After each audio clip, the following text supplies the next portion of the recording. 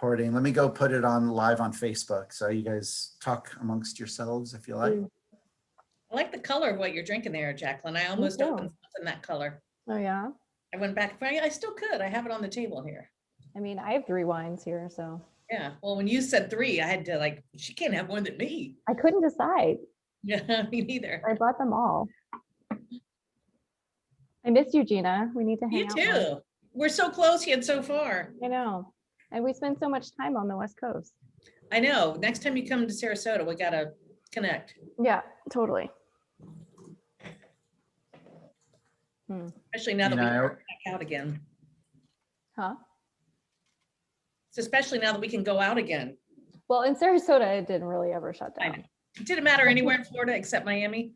Yeah, basically. Yeah. That's why we left. We Yeah. spent 2 months in Sarasota. How's your new place? Love it. Good. Yeah. We're happy here in the little tree house. Good.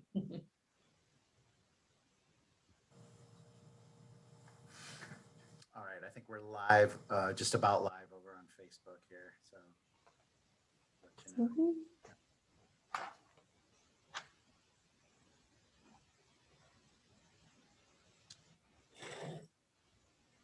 Great. Yep, we are live on Facebook. And I think we have people joining us today already on the Zoom side of things. Welcome back, everybody. I know we took a week off, and so I appreciate seeing some of our regular watchers on here again.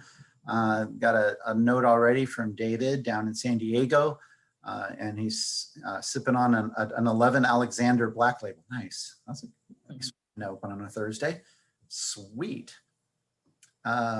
And opened it a couple hours ago, right on. So Steve and Martha Hewitt from Columbus, Ohio, and spring is in, right? All right, what are you drinking? You're drinking a Linicoloto Problem Child, 16. Nice. So going back to David, yes, having everybody vaccinated and hanging out together sounds pretty rad. Looking forward to that myself. I get my second shot here on Saturday, and so we'll be hopefully enjoying other people's company besides my own kids. I love my kids. Wait, I love my kids. They heard that. That's what the wine is for. Yeah. Right, exactly, yeah. Helps balance everything out. So we get caught up over on the Facebook side of things. You know, when we go live over there, we always have a little bit of a lag. So we're going to give it just a second while people have that opportunity to tune in over there. I will say I kind of wish I was sipping on a Linicoloto Problem Child. That sounds really good right now. But we've got some good wines that we're all going to be talking about here. I only popped one, but I think the ladies over on the East Coast there have a few of them open, don't you? Come on, it's past happy hour for us. Yeah, it's happy hour over here. So yeah, bring it's it day on. drinking here right now. Technically 3 o'clock day drinking. There's But nothing wrong with that. not judging. and I hope None. I'm being judged. No judgment. Cool. Well, we're just about at 3:05, and so I think we're going to get rolling here. So welcome everybody to another Paso Wine Hour. Chris Toronto here with the Paso Robles Wine Country Alliance. And yes, we're back from spring break. Took a week off last week to hang out with the kids and travel up and down the state a little bit, trying to stay away from people. But so we did a lot of beach time. But I'm stoked to be back. We've got a bunch of shows already lined up. If you go to pasowine.com, you'll see what we've got coming up, and we can talk about it here on the back end of the show and in some specifics. Today, though, what we're doing is we are visiting with some friends. As you know, I love featuring some of my journalist friends that we've met over the years when promoting Paso Robles Wine Country. And today is another one of those special shows where I bring in some outside points of view into what is Paso wine. And so we have Jacqueline Coleman and Gina Birch, both are journalists, both on the East Coast. And what's fun about this is that they're both in Florida. However, one's on the West Coast, one's on the East Coast. I want to kick it to Jacqueline first to say hello and say a little bit about yourself. Is that me? Yeah. Hi, I'm Jacqueline, and I'm a wine writer in Miami. So I write a monthly wine column for Biscayne Times newspaper. It's the Vino column, which I have a lot of fun with. I'm also on the radio once a week on Wednesdays on a show hosted by Linda Gassenheimer, who is a culinary media star. The show is called Food News and Views, and I do the wine segment. So tune in 11 a.m.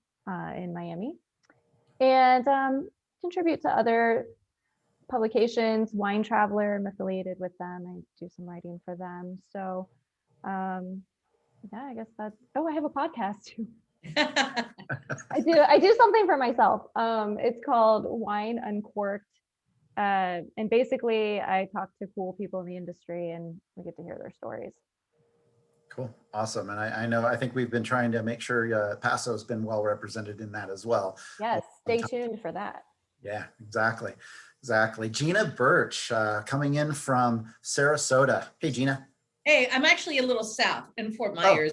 Okay. Jackie and I were talking before we got on about meeting in Sarasota because she likes. That's right, Fort Myers, because you came to that thing we did in Tampa that one. Tampa, yeah. I stalked you. I'm like, oh, you're in Tampa. I'm coming up there. It's only a couple of hours away, but no, Jacqueline likes to escape Miami and come over to this coast, and she's been doing it under the radar a little bit. So we've been talking about connecting when she gets back on this side of the coast. But yeah, so I've been in radio and TV that was most of my career. And I always did a little writing on the side because I went to school for journalism and I got into food, wine, and travel. And, those are what could be better, what couldn't be better to write about except those three things.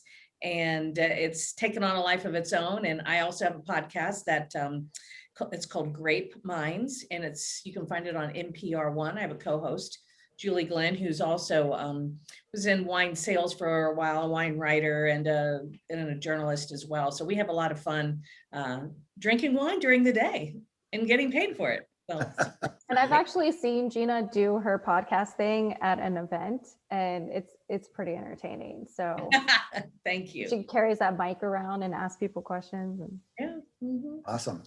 Well, thank you to both. Oh, and I didn't even tell you all other things. I do write a wine column and a couple of freelance things for magazines and USA Today 10 Best and a few other things as well. So yeah, we've had a couple placements through you over the years, and I'll get into this a little bit. But Gina has been so nice in getting placements in such publications like that USA Today 10 Best, where I mean that's just got a huge audience that has helped us get Paso out there. So thank you. And thank you to both of you actually for taking the time to be on and for your love of Paso. Now, both of these ladies have visited Paso thanks to efforts by ourselves in bringing out journalists for media tours. And then we've also been able to share the bit of taste of Paso, if you will, when we've gone to, as you heard already, Tampa, and been able to say hello to Gina, and then over to Miami and said hi to Jaqueline there, along with a number of other journalists that we've met over some time. And these two just have such a love for our region. If you follow them on Instagram or on Facebook or just their blogs and what the material that they produce, you'll see that they've done such a great job in sharing their love of our region. And so it's amazing. And thank you again for that. I wanted to talk a little bit about today, though, this kind of Florida wine scene, because we started the Wine Alliance in marketing in Florida a few years ago through a grant that we had to help us specifically target some really key markets, and Florida being one of them, because with Florida, New York, California, even Illinois to a certain extent, these are major wine markets out there. And they have trends, and they don't always include American wines. And I'm going to kick this over to Jaqueline, because over on the East Coast of Florida, it is so different, I would say, than the West Coast as to what they're drinking. Isn't that right, Jaqueline?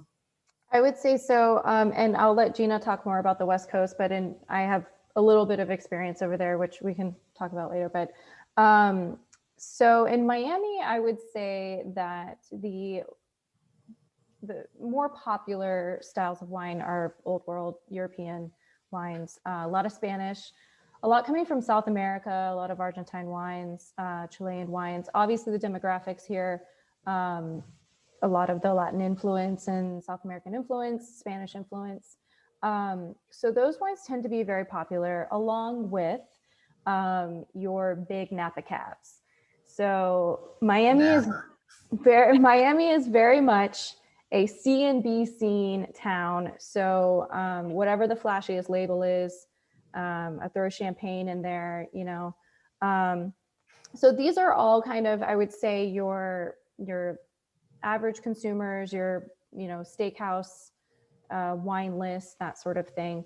There is a growing wine scene in Miami, though, that is very exciting.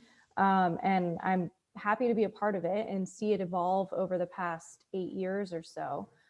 Because back in 2013, when I first started selling wine in Miami, there was still that kind of reluctance to explore regions and styles that were not completely mainstream or easy to sell on off a list. However, that is changing now, and there's a natural wine movement. There's a lot of people offering education and tastings, and Florida Wine Academy has opened up since then and just really brought wine to a new level in the city through, you know, world-class education, but also through the opportunity to taste different styles, compare and contrast. And so I think that it's changing. Miami is changing into more of a wine, an educated wine city, which I think opens the door for more exploration into lesser known regions, into, not that Paso is a lesser known region, but there are certain reputations that go along with that, and kind of breaking those and getting people out of their shell. I think that Miami is moving in that direction, but that hasn't always been the case, and it's still there's still some things that we need to work on here. Well, it's probably also geared to the food. I mean, you kind of touched on it, but it's steakhouses, and then there's a lot of ethnic food there that it's going to naturally gravitate to some of maybe those Spanish wines or Argentinian and all of that, right? Yeah, I mean, our cuisine here is a lot of Latin American influence, so it does make sense. In fact, I interviewed Victoria James recently of Cote. She's the beverage director of Cote in New York City, and they just opened a Cote here in Miami. And she said, you know, working with the wine list there, they really want to incorporate some more, you know, Miami-centric wines that would be popular here. And she mentioned exploring South American wines more. So that is absolutely on the minds of beverage directors and people who are coming into the city, at least maybe from other places. But I would say locally here, you know, we're those of us in the industry and those of us who are wine enthusiasts and drinkers, I think we're exploring more around the city, and restaurants are putting more interesting wines on the list. So I have hope for shifting industry. Yeah, good. Now over on the West Coast, I've always felt like every time we as Paso Wine over the years have gone to Tampa and mostly Tampa, I should say, but then a couple other little cities up and down, that it almost seems like we're not being asked where Paso is in Napa. As years past, I've heard on the East Coast of Florida. It seems like they might even know a little bit more about where we are and who we are.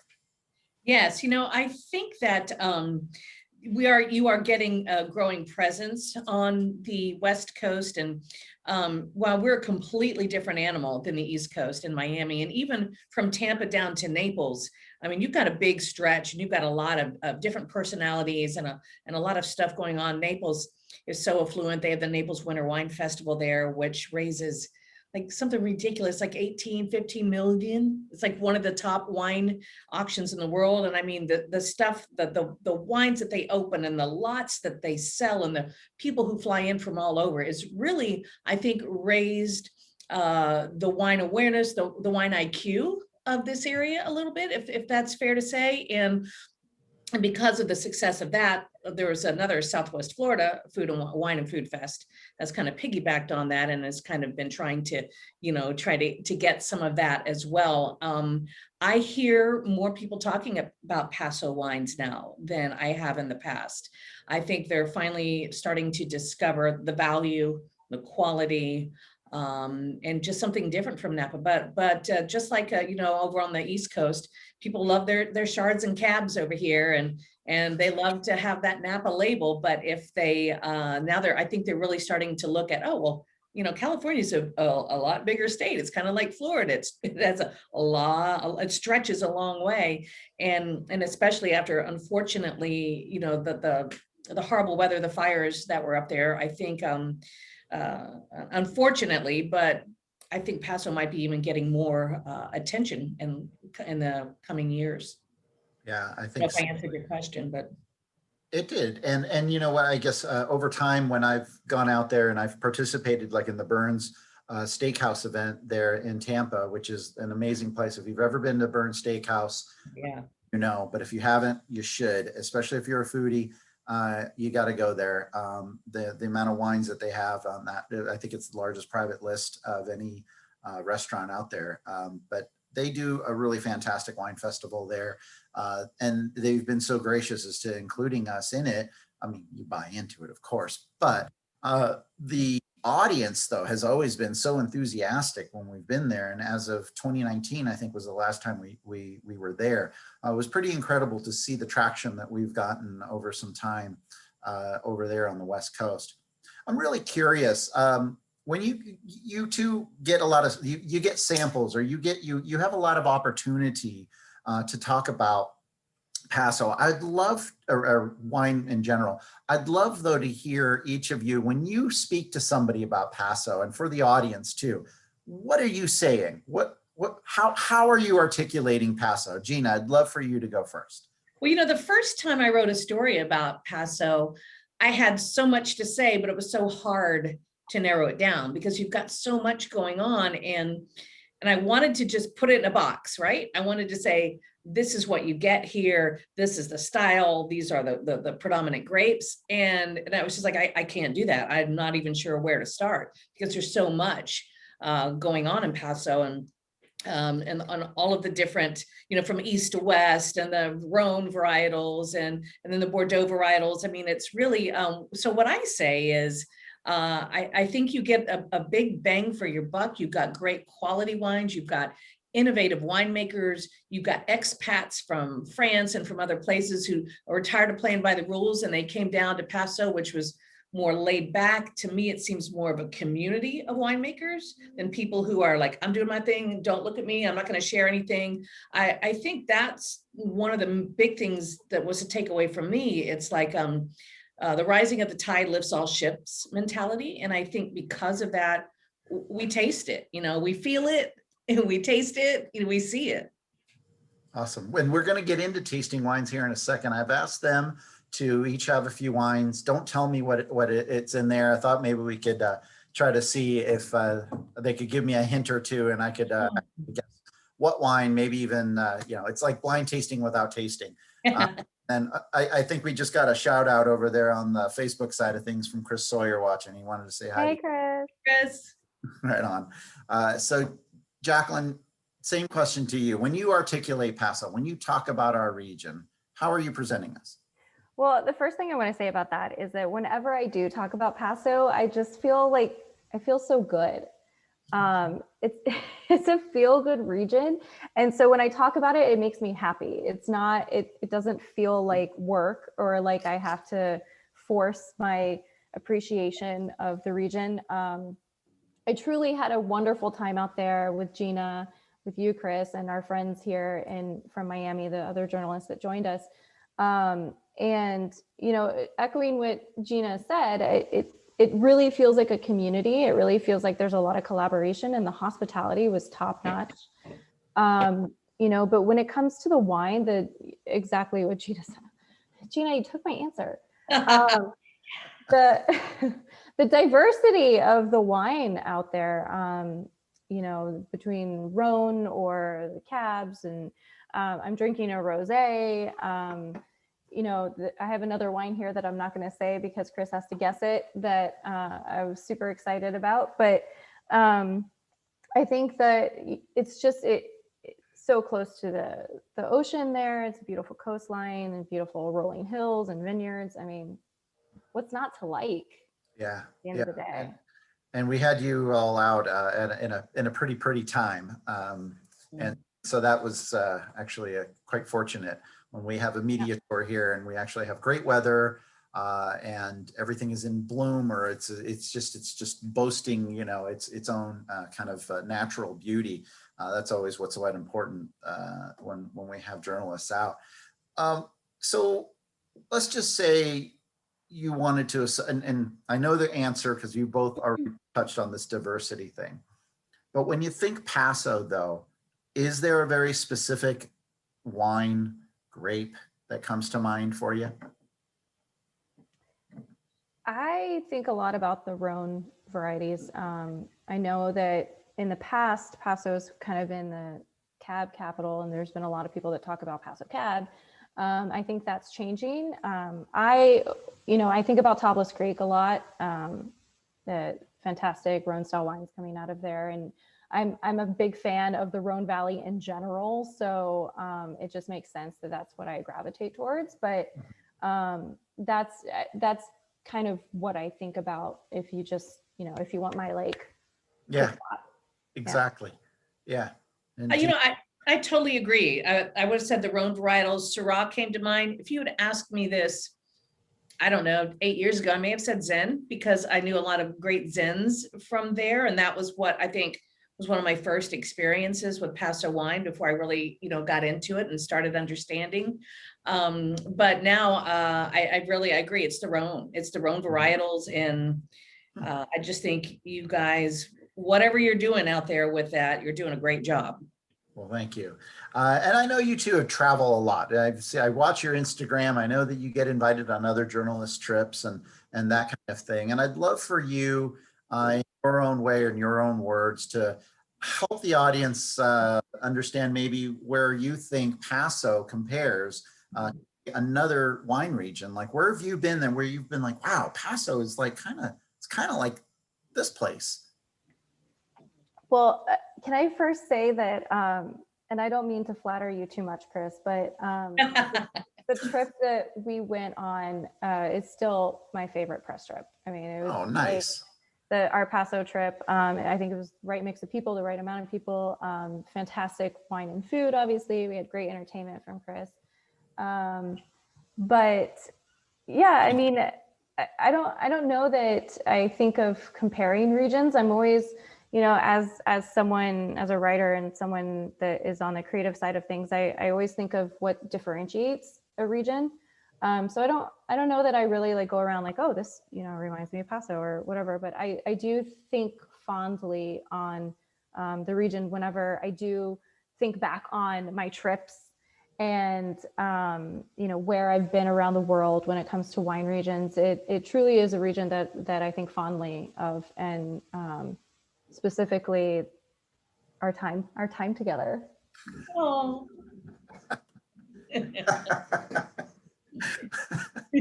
Awesome.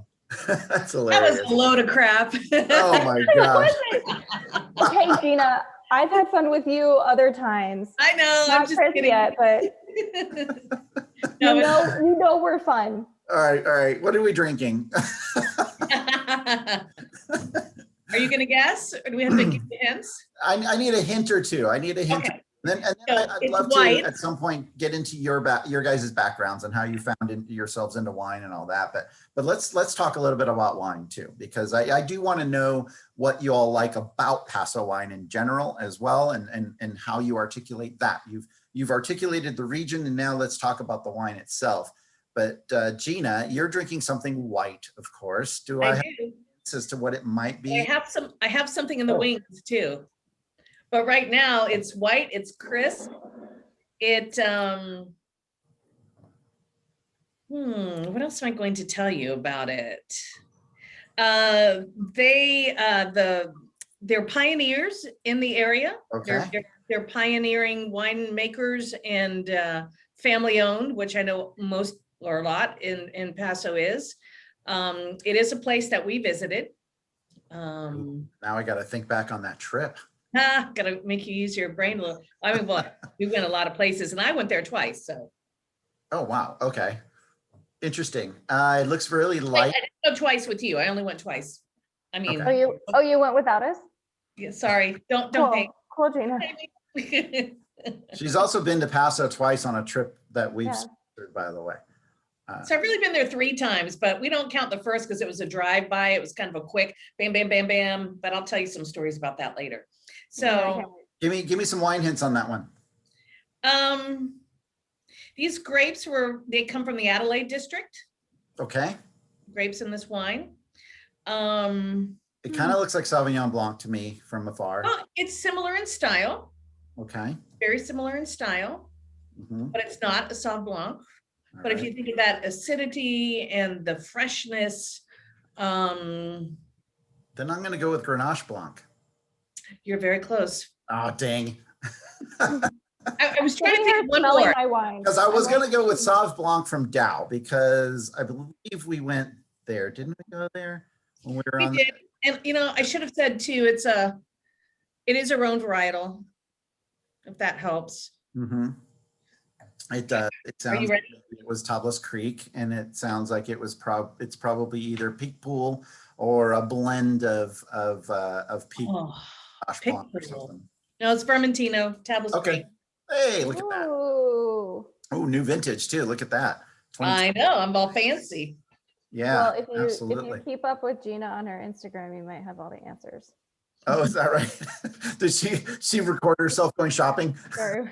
I used to. Yeah, I love it. People on Zoom over here are actually guessing. We had Mark actually asked if it was Viognier. So right on. Okay, Well, Gina had me smelling my wine like I'm smelling along. You know, I'm like, with what? me, yeah.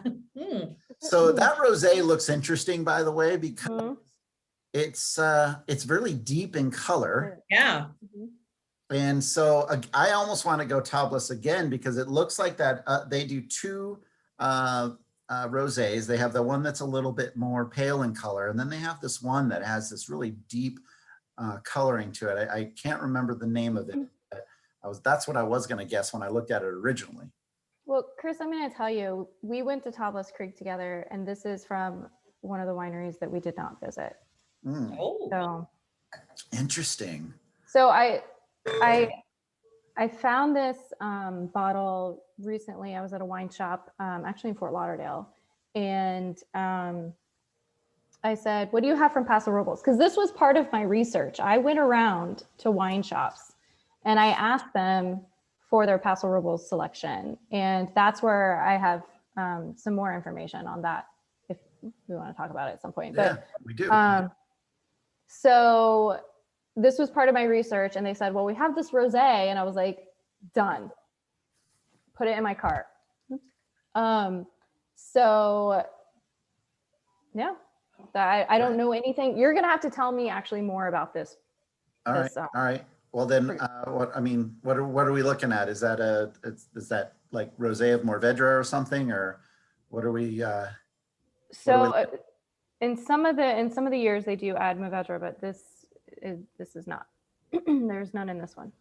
Okay, so we know that much that you've done a little research, and I have. we've got Mark saying it's Dow Rosé. Nope, because we've been to Mm. Dow on their trip. Steve Hewitt, Dianthus. That's the one I was thinking of, but that's not the one. oh, it's funny you said Dianthus. Look what I have. I almost opened that, and then I saw she had a rosé, and I'm like, I'm on Vermentino. Did you get a sample shipment from them? Did Jason? No, I send you bought some this. wines? Oh, okay. I bought it. I actually have 2 rosés, so we can do Oh. this again if you want. Yeah. Well, let me ask you. All right. So they sometimes put Mourvedre in it. It's something new to you. Mhm. I'm looking at the website here. I'm trying to think of who is distributed there and who in Miami or in the Miami area anyway. Yeah, so their 2020 vintage had Mourvedre. This is their 2018, which does not. So Wow. And how's Everly? it holding up? A 2018, is it still nice and fresh? it's beautiful. It's Yeah. it's so fresh. It's so like the acidity is amazing. A lot of good red fruit, citrus, like tart cranberry.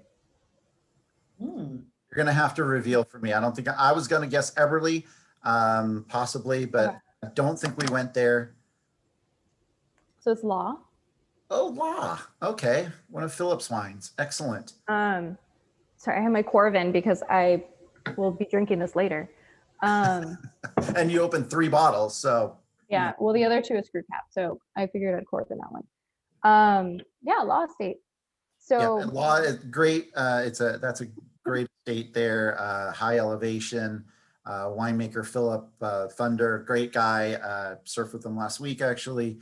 He has been on this show. He's a fellow surfer and winemaker, and great personality, and doing some wonderful things over at Law Estate, which is really one of those wineries that is starting to get a lot of acclaim, a lot of critical acclaim at that.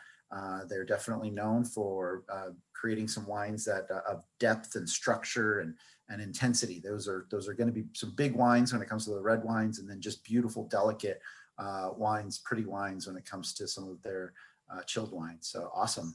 the wine shop, Them. the wine shop where I purchased this bottle did have several of their other bottles, their reds. It seemed to be actually one of the Paso brands that they had quite a few options for. Excellent. So Very they do cool. have distribution here. So let's talk about when you sip on a Paso wine, what one indication, what one thing is coming to you and to mind when you're sipping this wine? It's like, yep, that's Paso wine. Oh, that's hard to pinpoint. Mhm. I only say that because you've got such vast, like we talked about, from east to west, from the hotter climates to the cooler climates to the different soils you have there. It's hard for me to come up with one thing that is just a dead giveaway. Mhm. I think it's like it's almost like a feeling because we've been there, and it's like, this feels different. It feels like Paso, and I'm not able to put that feeling into a good descriptor. Even as a journalist, I don't know how to really do that for a blanket statement. And I think go ahead. no. I think for me and everything Gina said is correct. But the um, the finesse of the wines, but still with like a lot of great fruit character. It's just like, you can tell they're California wines, but there's great acidity in a lot of the Paso wines, different from some other regions. But I think maybe it's the proximity to the ocean and the cooler climate. But I really feel like it's this great balance between that like hearty California character, and then but this like there's subtleties and there's complexity to it in general. And for me, that's what makes Paso interesting, at Thank least the quality levels. Yeah. I think when we talk about Paso in general, when we're trying to explain what Paso wines are, oftentimes, of course, you're going to gravitate towards what the red wines are doing versus white rosé and all of that. And so often we're talking about fruit forward wines with balance of acidity and tannin and fruit and alcohol. I think we will often say, though, okay, our alcohol levels might be a little higher, but they're balanced and they're not in your face. And you're going to find some amazing examples of those wines across the board. Will you find some wines this way, that way, or the other? Well, probably. Won't you find those everywhere else? But I think in general, you're going to find this certain level of intensity and tension in most of our wines that is definitely very vibrant and of course fruit forward in general. What you got next? What are you sipping on? That's that white wine. Oh, me? Yeah. Mm-hmm. Well, this is a winery that this is a bottle we shared together the night that we were at Niner Estates. It is not Niner Estates.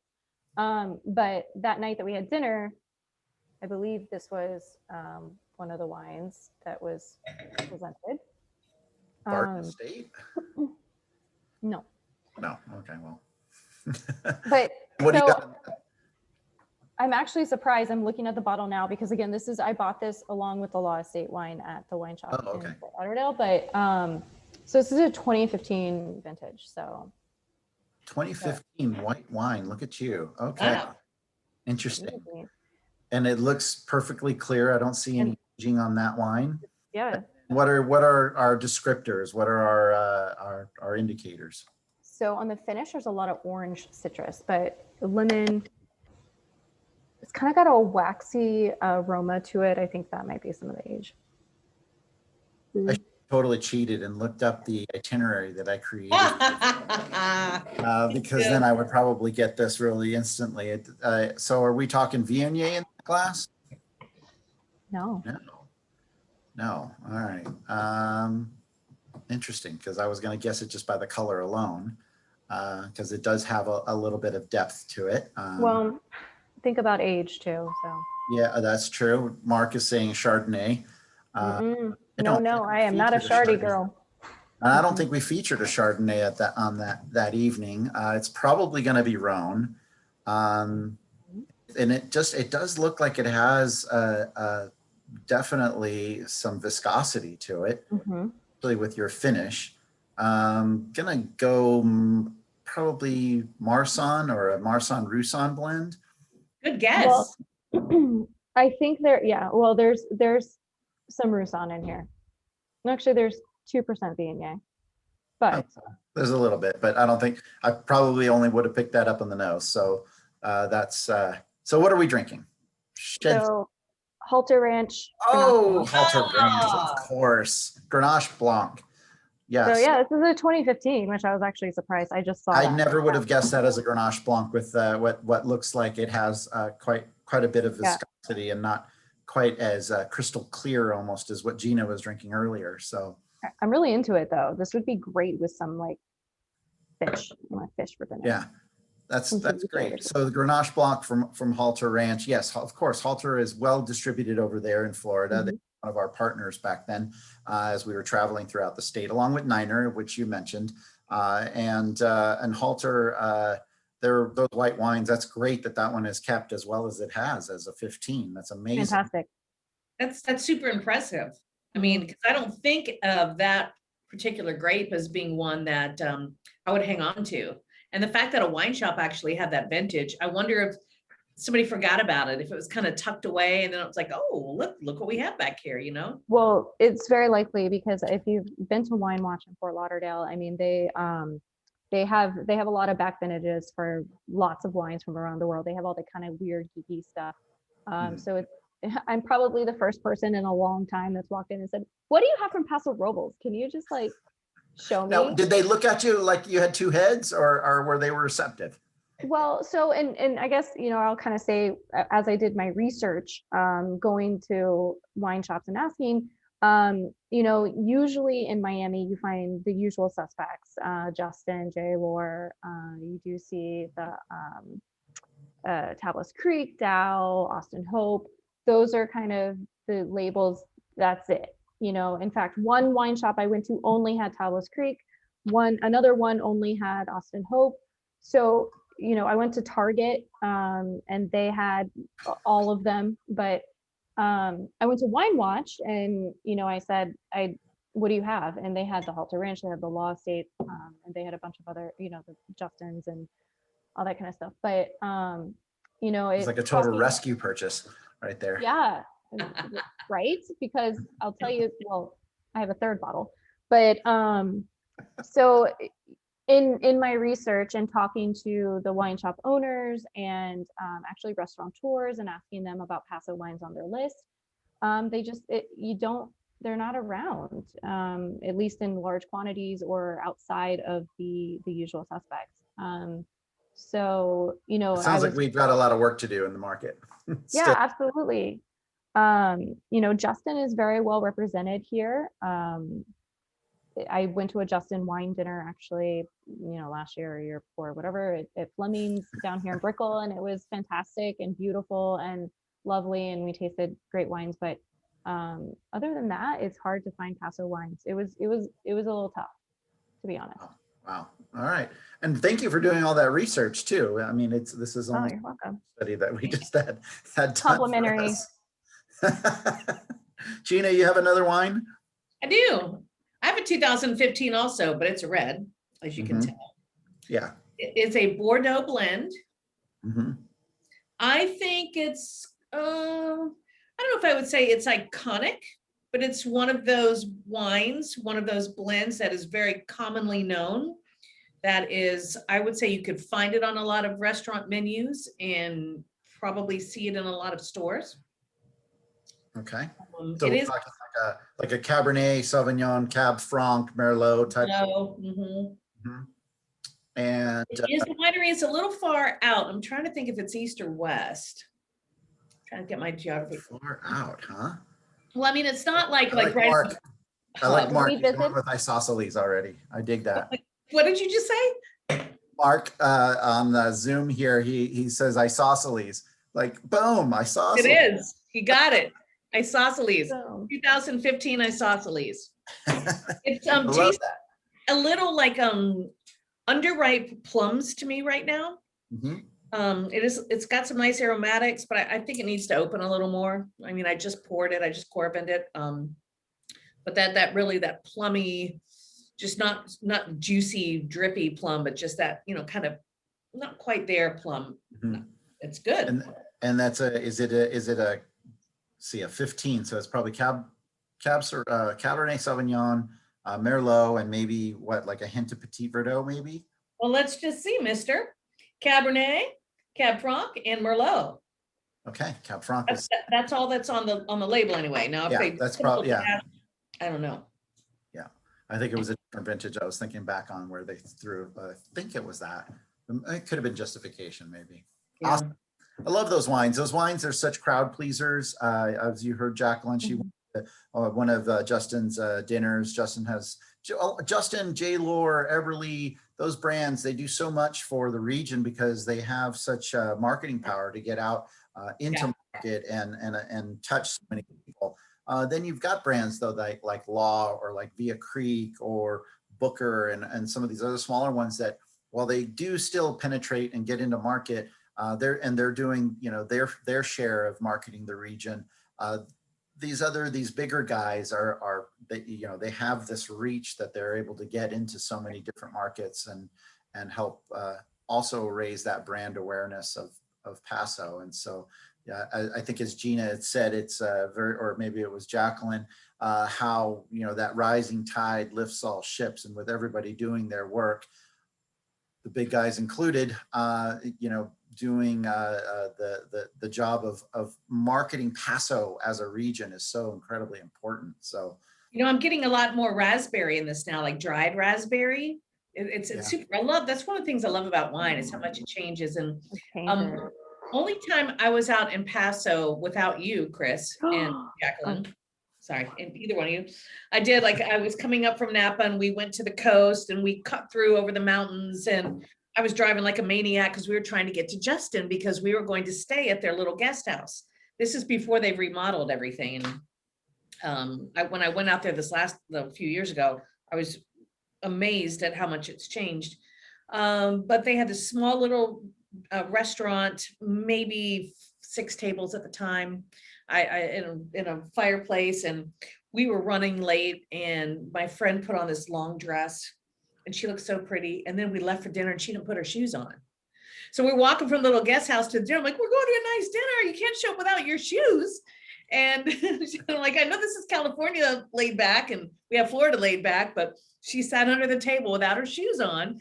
And we had the choice of a wine pairings for each course. I think there were 3 or 4 courses, or a flight of isosceles. And I couldn't make a decision. I just wanted them both. So I got both of them. And then, you have the palate fatigue. So then we have all these glasses lined up, and I said, I can't do it. I can't finish the isosceles. So the server put nice little saran wrap over it, or plastic wrap. He numbered the glasses and let me take them back to the room.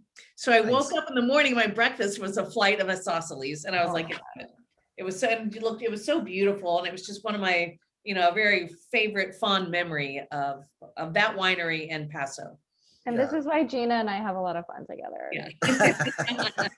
We've had non-Paso fun too, but you know, Yeah. talk about that another time. Yeah. Awesome. Jacqueline, you have another wine. Oh, yeah. Well, hold on. I gotta pour it. So, Oh, it's a rosé. do it- Well, it's a Do we twist wanna- off. We could Is hear it? that. hold on. Uh-oh. I feel like I'm pouring something in secret. Okay. Oh, look how light and pretty that color is. It almost looked like it has bubbles in there. Is it bubbly? Well, it's bubbly because I just poured it. I just Okay. opened it and poured it. It's not sparkling. Okay, it's not sparkling. All right. Ooh, like super light Some and descriptors for us. peachy and Ooh, what?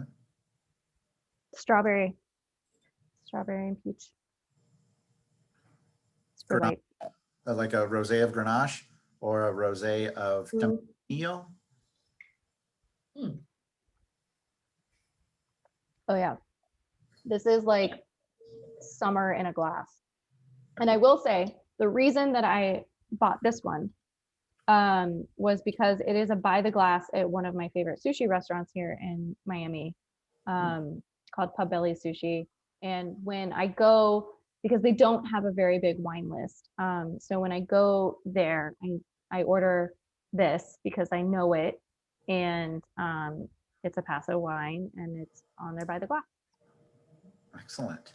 A by the glass selection from Paso. Okay, Chris. That's tough. I mean, Well, Right? it's actually not tough because, can I give you a hint? sure. It's one of the usual suspects. Ooh. Okay. So it's probably Dow. Hmm. No, the Grenache That is they do. one of the. I don't think that. This is not Dow. I mean, I know it's not Dow, but You just poured it. Yeah. Oh, actually, no, it's a twist off. So it's not Dow because Dow is one of the usual suspects, though.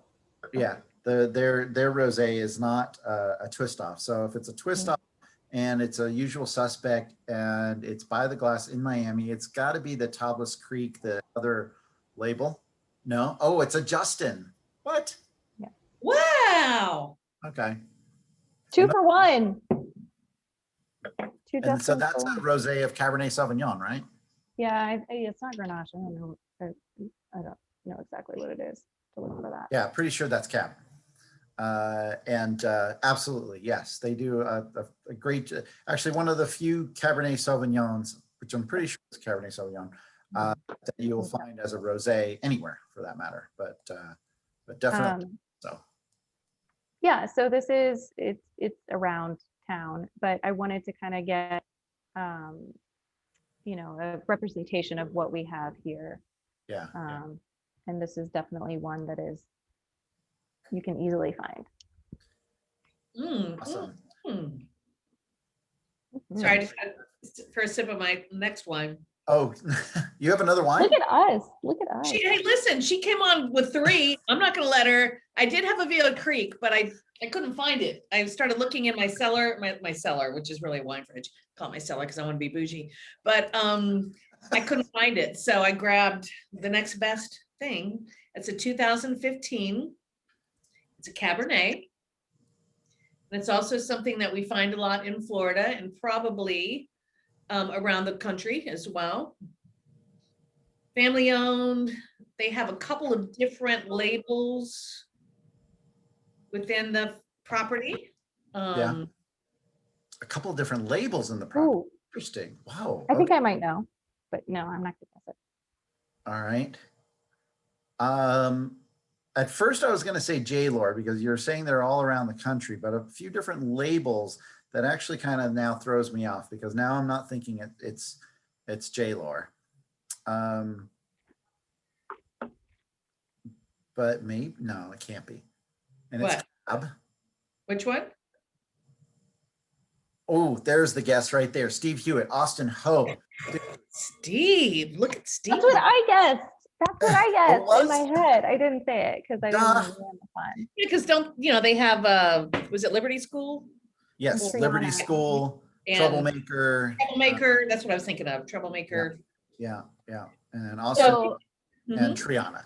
yeah, so Triana. that's the reason that I kind of knew that, Gina, was that when we were at the Sarasota Yacht Club, they had Austin Hope was their Paso representation on the list. And so I remember saying like, oh, we should get this because I sat next to him at a dinner. Yeah. But then they were actually sold out. So people are buying it, I guess, at the yacht club. in Sarasota. 2015 has some nice fruit, has a little bit of caramel in there. It like gets me in the back, makes me salivate a little bit with the the acidity, and makes me want to take a bite of something like meat or cheese or something yummy.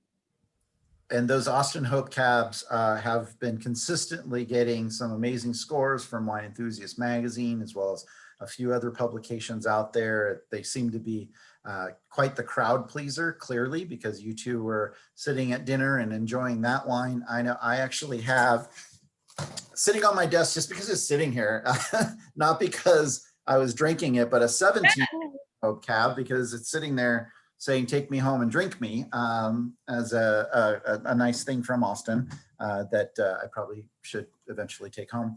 They're so nice there too. Everyone there was so nice. And I remember when we visited, they made us a wine spritzer to welcome us. And I believe it was the Triana that we were drinking. And it was just, they have a great operation there.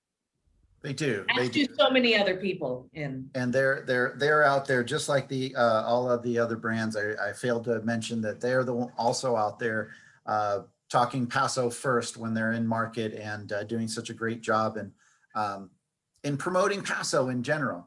We have just actually, funny enough, only about 10 minutes left, but I wanted to make sure though that I got each of you to talk a little bit about your trajectory into wine and how you found yourself in wine. And Jacqueline, I'd love to go to you first. And I mean, how did you didn't just sit there and go, I'm going to be a wine writer.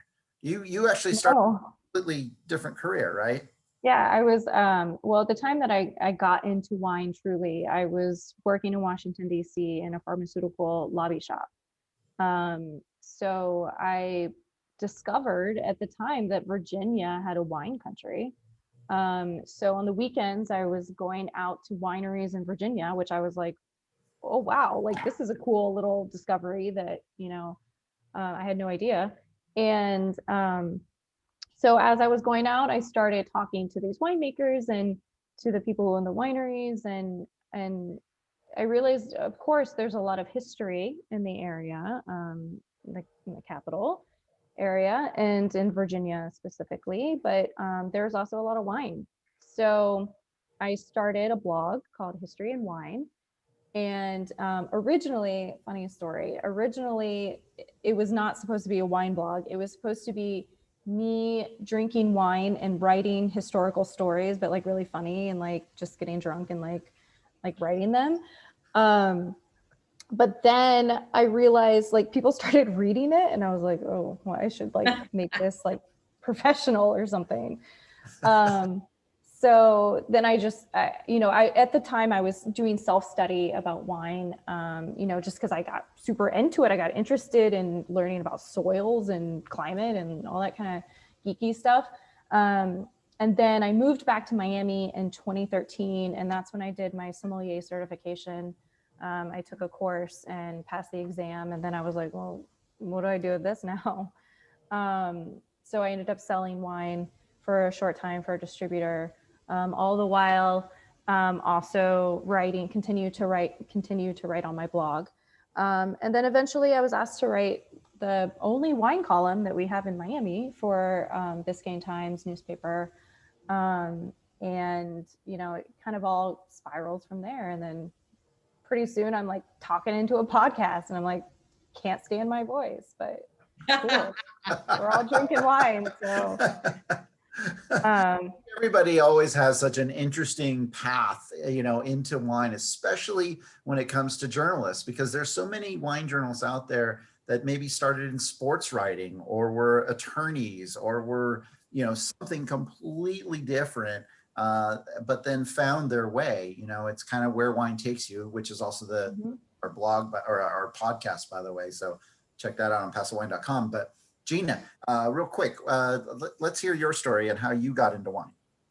Well, as a kid growing up, I have some Italian in me, and when we would sit at the table, I'd get the little tiny glass with a little bit of wine. So we would have it with dinner and understand that wine was supposed to be with food. And as I grew up, I think in my 20s was my first trip to California. As I said earlier, I was in TV and radio for most of my career, and most of my friends moved around, and somebody ended up moving out to Los Gatos. Went out to visit. We drove up to wine country in Napa, and it was just like, oh, I love this place. I need to learn more. So I came back. I took some wine classes from local wine shops, and I had the journalism background. And I had one meal, and it was a Jack London Zen with some type of braised beef or something that we cooked. And that was when the moment of the fusion kind of came together with, I went out to the wine country. I saw how beautiful it was. I loved what they were doing in the cellar. And then when I came home and really had that moment where everything just was seamless with the food and the wine, that did it for me. And I said, I need to start drinking more and eating more and learning more. And then the journalism side I just gravitated in with that. It was a natural flow from there on. Yeah, that's great. That's awesome. And your writing, and everybody, you got to check it out. For both of my guests today, they're just so seamless. They seem to, I mean, it's almost like Paso. It's like they're speaking Paso language. If you know us, then we're pretty casual. We don't take ourselves too seriously. We like to have fun with wine, and these two and their voice both have just a really kind of open and easy and comfortable kind of way about them. And so you got to check them out when you can. Thank you. Thank you, absolutely. Thank you. Hey, Okay. we're at 4 minutes out. I want to really quick give each of you a quick opportunity. Do you have something coming up next? Do you have a show? Do you want to shout out a website real quick or something? So Gina, why don't you go for it first? Well, I'm talking about some big wine, what makes these $150 bottle cabs in Napa so special with Kyle Jansen on our latest Grape Minds podcast. And next week, I've got an Earth Day series coming out in the Fort Myers News Press, which is picked up by Gannett, and it's in a bunch of other places as well. Yeah. I think we sometimes see some pickups in some of the network that you're involved in there. And so, so definitely check that one out. Jacqueline, what you got coming up? Tuesday, my next podcast episode drops, and that's with Copia Vineyards in Paso Robles. So, check that out. Right on. Yeah, so totally unplanned, but seamless. So, check out Wine Uncorked and learn more about the people behind Copia, and they're awesome. Anita. Awesome. Cool. Website for that? Well, check out your favorite podcast website. Okay. I mean, I listen on Spotify. Got it. So Cork. Wine Uncorked. Yeah. Wine Uncorked. And grapeminds.org is mine. Grape Minds. Get it? You're a grape mind, Gina. Yeah, thank you. Quick shout out to Jada. I was sipping on their Viognier today, 100% Viognier. This is the 2019 vintage. This thing is absolutely delicious. I'm thoroughly enjoying it, and I will continue to enjoy it and later on into the afternoon, evening, because I am technically day drinking, where you two are 3 hours ahead. So again, thank you for being on. Past Wine Hour continues next week. Earth Day is not the theme, even though it's on Earth Day. We're going to be talking about pet nat. I already have one of them here. It's the Peachy Canyon. Can you see that okay? Peachy Canyon Pet Nat from Paso in the Adelaida district. Sparkling wine, but sort of not really, but kind of. But we'll have 3 producers on talking about Pet Nat. So that'll be a lot of fun. Following that show, even though it's past Women's History Month and all that kind of stuff, we're going to have a kind of a Women in Wine, a Women in Paso Wine show. So if you go to pasowine.com, you'll see what upcoming shows are, and then on into the future, we'll be having a lot more shows once again on Thursdays, 3 o'clock. Also check out the latest Where Wine Takes You podcast. That I think just dropped. It's a great episode where we interview some of those French winemakers that call Paso home now. So Right on, everyone. Thank you so much. Thank you, Gina. Thank you, Jacqueline. Cheers. Thank Here's you. you. for spending an hour with me on the Paso Wine Hour. Thank you, Greg. See you next week, everyone. Bye. Thank you.